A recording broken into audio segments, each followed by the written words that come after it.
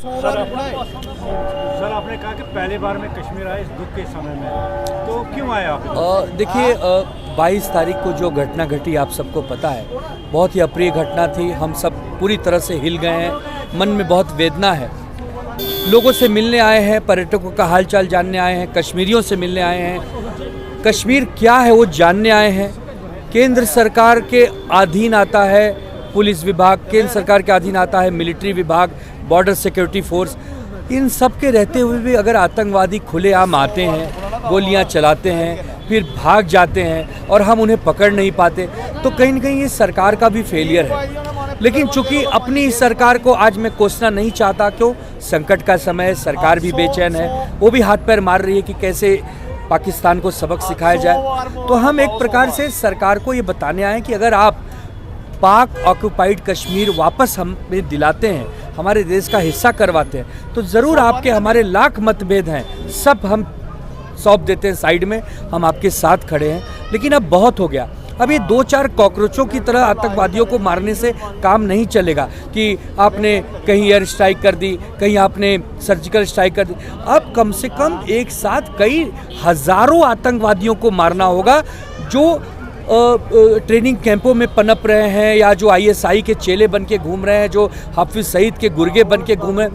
इन सबको चिन्हित करके नस्तो नाबूद करना पड़ेगा, क्योंकि जिस प्रकार कश्मीर में टूरिज्म बढ़ा, लोग कश्मीर को जानने लगे, समझने लगे, ये पाकिस्तान को अच्छा नहीं लग रहा है। पूरे देश में उन्होंने कश्मीर को ही टारगेट क्यों किया? इसलिए किया क्योंकि कश्मीर की खूबसूरती, कश्मीर की एक प्रकार से बढ़ाईपन उसको अच्छी नहीं लगती है।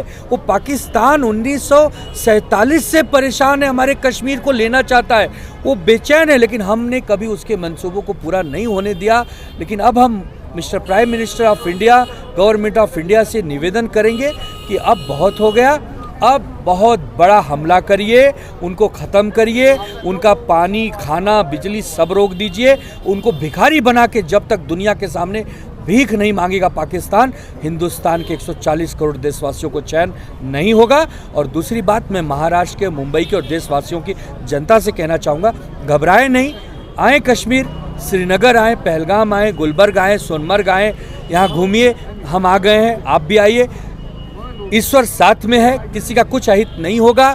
जिन साथियों ने अपने प्राणों की आहुति दी है, जिन्होंने अपना बलिदान दिया है, उनका बलिदान बेकार नहीं जाना चाहिए। अगर हम कश्मीर को आज ऐसे बेसहाय, असहाय छोड़ देंगे, तो यही तो पाकिस्तान चाहता है कि कश्मीर अलग थलग पड़ जाए, जो हम होने नहीं देंगे। हिंदुस्तान का ताज है कश्मीर, हिंदुस्तान का मुकुट है कश्मीर, हम अपने ताज को कभी भी धक्का नहीं लगवाने देंगे। आपने कहा कि मैं कश्मीर देखने आया, आपने क्या देखा आप कश्मीर में?